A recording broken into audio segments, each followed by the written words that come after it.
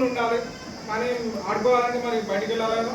So మట్టిలో ఆడిన తర్వాత చేతులు చాలా శుభ్రంగా కడుక్కోవాలన్నట్టు, ముఖ్యంగా గోర్లలో ఎటువంటి మట్టి ఉండకూడదు. రెండోది, ఎప్పటికప్పుడు గోర్లు అనేది ట్రిమ్ చేసుకోవాలి. ఫుడ్ అనేది బాగా కుక్ చేసుకున్న తర్వాత తినాలి. నాన్ వెజ్ అందరూ తింటారు, బట్ నాన్ వెజ్ అనే దాంట్లో ఎప్పుడైతే ప్రాపర్గా కుక్ చేసుకోరో దాంట్లో ఈ వామ్స్ అనేవి ఉంటాయి. మరి ఇవి ఎట్లా వృద్ధి చెందుతాయి అంటే గుడ్ల ద్వారా వృద్ధి చెందుతూ ఉంటాయి, ఎగ్స్ పెడతా ఉంటాయి. 2 lakhs ఎగ్స్ పెడతాయి ఒక్కొక్కటి. సో ఆ ఎగ్స్ ఏం చేస్తాయి, మరి బయటికి వెళ్ళిపోవా అంటే మన కోడిగుడ్డులా ఉండవు, అదే షేప్ ఉంటుంది, దానికి హుక్స్ ఉంటాయి. సో మన లోపల జిఐటి ఉంటుంది, మన లోపల ఈ జీర్ణాశయం అంటాం కదా, దానికి అతుక్కుంటాయి అన్నట్టు. పెద్ద పేగులు, చిన్న పేగులు, కడుపు ఇలా ఉంటాయి. అవి పెద్దగా అయిన తర్వాత ఏమవుతుంది అంటే ఒక్కొక్కటి చాలా పెద్దగా పెరుగుతాయి. నూడిల్స్ చూసింటారు కదా మీరు అందరూ, అలా ఉంటాయి అన్నట్టు. అవి యూట్యూబ్లో ఎప్పుడైనా మీకు యాక్సెస్ ఉంటే చూడండి, హుక్ వామ్ ఇన్ఫెస్టేషన్ అని కొడితే ఒక సర్జరీ చేసినప్పుడు టేప్ వామ్ కానీ హుక్ వామ్ కానీ ఎంత పెద్దగా ఉంటుందని చూడండి.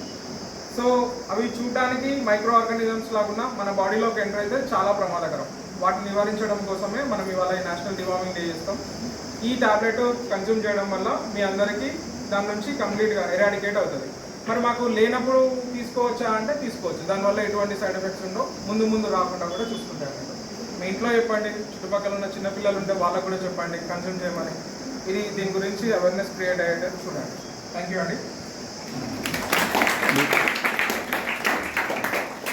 మార్నింగ్ అండి. ఏ క్లాస్ మీరు అందరూ? 9th class. సో మీకు అందరికీ తెలిసే ఉంటుంది, విన్నారా ఎప్పుడైనా హుక్ వామ్స్ గురించి? వీటి గురించి వచ్చిందా మీకు? ఇప్పుడు చాలా డీటెయిల్గా చెప్పారు మీ డాక్టర్ గారు. సేమ్ అదేవిధంగా అది ఏంటంటే ట్రాన్స్మిషన్ అనేది ఒక వ్యాధి ఒకరి నుంచి ఇంకొకరికి ఎలా వ్యాపిస్తుంది అనేది, కోవిడ్ ఎలా వ్యాపిస్తుంది ఒకరి నుంచి ఒకరికి? దగ్గడం వల్ల మన తుంపర్లు ఇంకొకళ్ళ మీద పడితే వాళ్ళ రెస్పిరేటరీ ట్యాంక్ వెళ్తే కోవిడ్ వస్తుంది.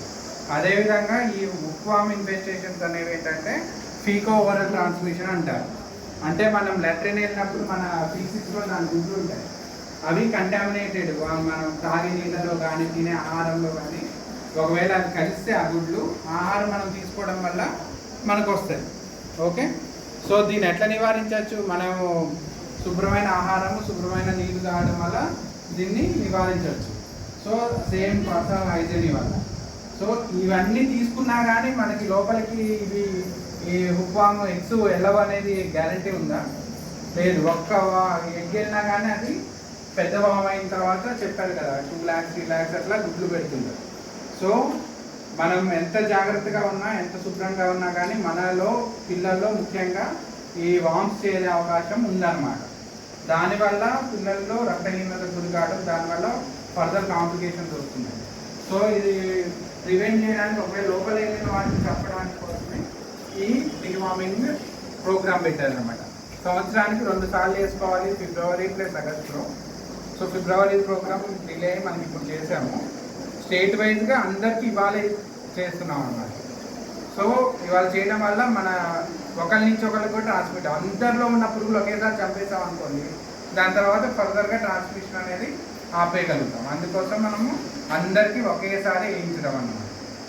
మీ తమ్ముళ్ళు, మీ చెల్లెళ్ళు అందరూ తీసుకున్నారో లేదో మీరు చూసుకోండి. ఎవరైనా మిస్ అయితే చెప్తే మేము 100% వాళ్ళకి డివార్మింగ్ చేస్తాం.